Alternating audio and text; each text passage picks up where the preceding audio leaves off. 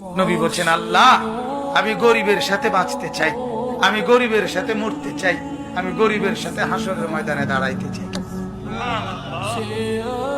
আমার উম্মতের সবচেয়ে দুর্বল, আমার উম্মতের দিন আইনা দিন খায়, ওই লোকটাও যেন বলতে না পারে, হায় নবী কি আর, নবী তো ছিলেন রাজপ্রাসাদে, নবীর তো ছিল স্বর্ণের পাহাড়, উনি আমার দুঃখ বুঝবেন কেন? কথা বুঝেন নাই?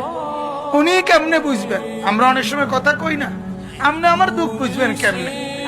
আপনি থাকেন সুখের রাজপ্রাসাদে, আপনি বুঝবেন কেমনে দিন মজুরের কষ্ট কি?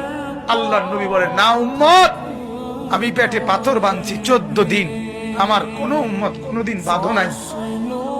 উম্মত আমার 3 মাস ঘরে আগুন জ্বলে নাই, 3 মাস চুলায় আগুন জ্বলে নাই, কাজে আমার কোন উম্মত কিয়ামত পর্যন্ত এর চাইতে বেশি অভাবের অভিযোগ আমার উপরে করতে পারবা না, আমি তার চাইতে বেশি কষ্টে পার করে গেছি।